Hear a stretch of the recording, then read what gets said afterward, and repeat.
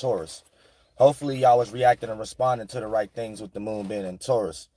These Aries energy and with the moon being in Taurus had everybody going hard, going to war for some weird shit and things of that. Even when the moon was in Aries and shit, it had motherfuckers going to war on some weird shit.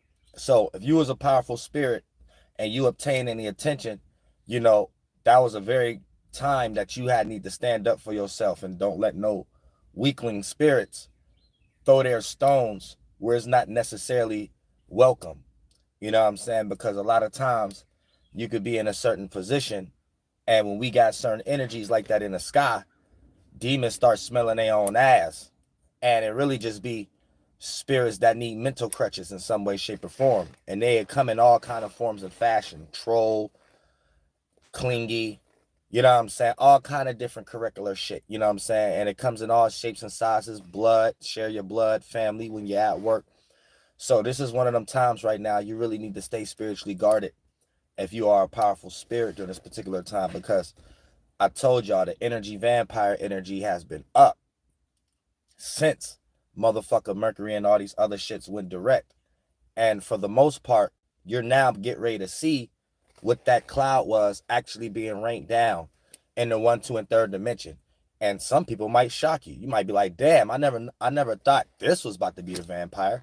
Damn, I never thought I never thank you so much for the cash app. I appreciate that. Nick, I can see the old name. You're gonna be looking at it like, damn, I ain't know this person was about to be the parasite. I ain't know this person was about to be the vampire. That's how it hit you. You know what I'm saying? But at the same time, you're now getting ready to experience this shit in reality, especially with the sun in Pisces and the moon in Gemini. It got us all overthinking about something that we may imagine. And here's the thing, we might actually try to create something to be real that's not real based upon thinking it into existence. And and what do I mean by this? It could be something that the external environment haven't even exposed to you via person, place, or thing. But based upon what you're lost in your mind, you're going to start finding holes, finding ways of how you're right about whatever energy you're feeling. So this is where you separate yourself from being an empath and be on a psychopath road of direction. And you end up justifying, claiming that these external people, places, and things in these environments is putting you in this state. But it's really you in your own state not knowing how to differentiate between the two. What energies are going on with the environment and other individuals, and what energies are just yours.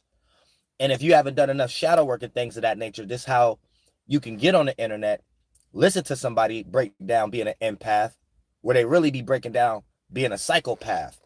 And a person to break that down clearly is just an individual, a spirit that know how to separate between their emotional vibe and the emotional vibe within the environment and other people that's involved. That's when you become an empath. Psychopath, a lot of times, is what empathic energy is being taught. And it will make a person who haven't even experienced things in their own life to know how to deal with people, to continuously not deal with people because they're on the internet thinking that, oh, the reason why I'm not interacting with life is because I'm an empath. And it end up being fake woke and fake spirituality and high school type shit where an individual is using this as an excuse to not deal with people. No, you're just an individual who just can't deal with people. It don't have anything to do with you being an empath. And don't allow someone who teach being an empath based on their insecurities and not being able to obtain or deal with people early in their life persuade you into thinking that this is what it means to be an empath, where it really just takes 3, 6 months, 9 months of your life away without you actually doing anything and creating excuses to actually procrastinate. And all of these energies can be participated in right now due to the fact of diving in that train of thought and that line of reasoning of thinking too far when it comes into what we are observing in front of us, Sun and Pisces. And what we're reacting and responding to in the world we're in is Moon and Gemini. So what makes us feel more comfortable is thinking. But we have to learn how to take more action than thinking. And that's going to be that 90-degree angle that the moon hit with the sun in Pisces. AKA, what we're thinking is what we see. Because the world we in got us thinking, Moon and Gemini. But the world that we see in front of us is how we got to participate with it. It looks like Pisces. So it may look frustrating a little bit to participate with the world. especially if you are a sun, moon, or ascendant in Virgo, Sagittarius, and Gemini also, because Gemini is in the moon right now. So you are being a live example to yourself and other figures in your life as far as family, friends, and associates on what kind of actions to take or what actions not to take, due to the fact of you being a weak spirit that have failed and you're utilizing your chakras in a very negative way. So you could be right next to another Gemini, sun, moon, or ascendant, that's a spirit utilizing that Gemini chakra and be utilizing it in a more sufficient way. So it's not necessarily about generalizing individuals based on their zodiac sign. It's about, you know, experiencing an individual enough to know what kind of spirit is inside that spaceship, inside that solar system for their soul to fly in, to know how they're using that chakra. Therefore, now you don't have to prejudge. And if you do see similar traits and things of that nature, you see how this person may utilize it in a more productive, sufficient manner. For an example, you could be around two Geminis, right? Both traits is to talk and think. You have one Gemini who may talk and think more about gossip. Then you may have one Gemini who may talk and think more about how can we build or accumulate on a business or something like that. So both of these individuals are Geminis, have the trait of communicating, but one may be productive, one may be demonic. So try not to put yourself in a situation where you're putting everybody in a category based on being lost on the internet. You know what I'm saying? Give people chances. Also,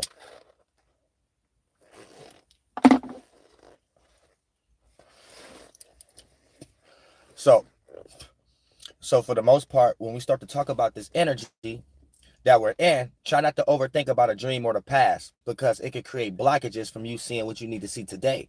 And what you need to see today may be a creative attribute that needs to be communicated about.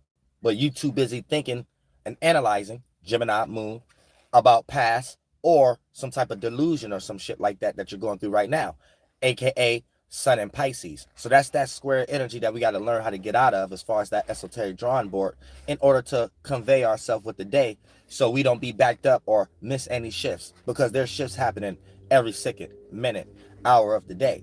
And it's just not a weekly thing. We just generalize things from macro, micro. So a macro version of a micro concept of a shift will be like planets transitioning or a week from now. But you need to know nothing stops. So every second is a shift.